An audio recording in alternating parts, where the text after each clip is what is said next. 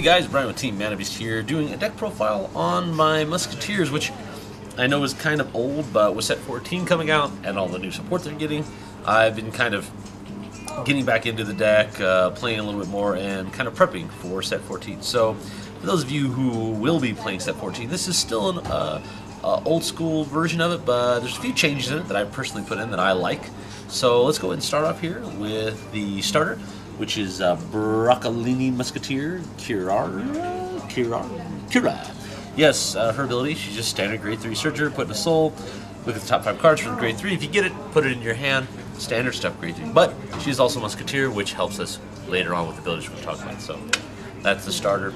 As far as trigger wise, we're going to go 1, 2, 3, 4 Musketeer here, because, well, healing is awesome. And then you can only run 4. They're OP. Run them.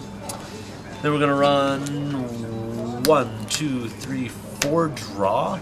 I know this deck does draw advantage. You are able to draw cards, but I still like a little bit of it. There's like a little bit of draw power, so I'm not totally relying on the abilities of my Vanguard. So 4 draw, and then we're going to run 1, 2, 3, 4, the non-Musketeer crits, and then 4 of the Musketeer crits.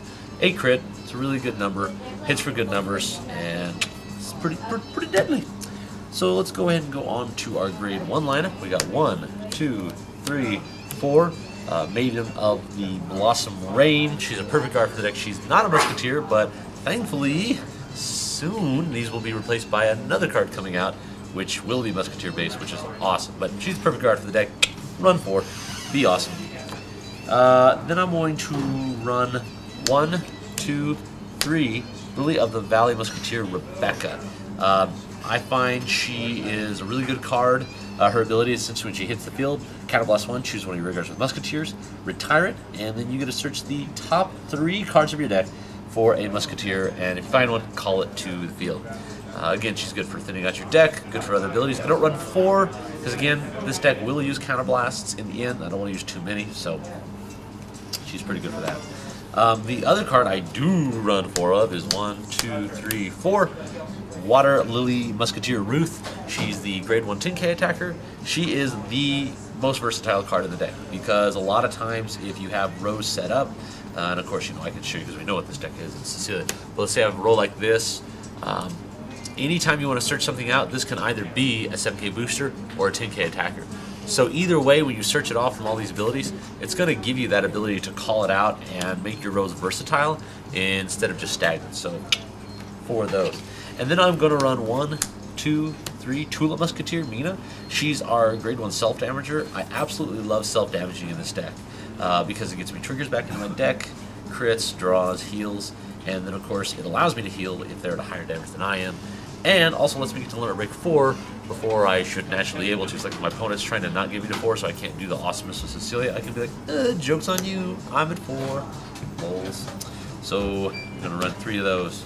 Moving on to the grade 2 lineup, we're going to run 1, 2, 3, 4. Cherry Blossom Musketeer Augusto. This is the standard 12k attacker for the Musketeer archetype. 12k, awesome, run it. And then we're going to run 1, 2, 3, 4 of the Lily of the Valley Musketeer Kaivant. This is the same effect as the grade 1 Rebecca. It is when it hits the field, counterblast 1. Tire 1 unit, look at the top 3, and call it to rear guard. The reason I run 4 of these instead of 4 Rebecca is because this unit can be used as an intercept, which will then allow me to retire to put more Musketeers into the drop zone. After it's used, it's just a 9k attacker. So all in all, it's a solid card to get me and cycle through my deck like I need to. So 4 of those. And then I'm going to run 1, 2, 3 of the grade 2 self-damagers. I've got 6 total self-damagers. So I'm always going to be getting the limit break 4 really easy. I'm most of the time going to be able to heal. I mean, the best time is like if my opponent's at, 4 and then I'm at 3 and I can't, I self-damage them at 4. If I heal, I put 1 back and I go back to 2. I'm like, it's pretty good. And self-damage, you put top card in the damage zone, and then at the end of the turn, return it to your deck. Now, on to grade 3s, of course, because we're awesome. We're going to run 4 Cecilias. The effect is, at limit break 4, I counterblast 1, choose 5 units with Musketeers from the drop zone, put them back into my deck, and then find up to 2 copies of her and bring her to the field. So essentially, for a counterblast 1, you get 2 free units, which is pretty awesome.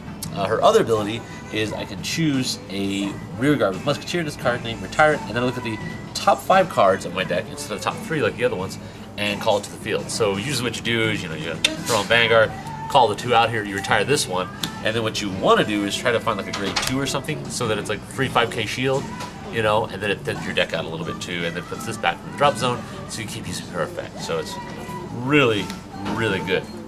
The other card I run here is I'm going to run 2 of the Black Lily Musketeer. It's just, when it's boosted by a Neo Nectar, it gets +2.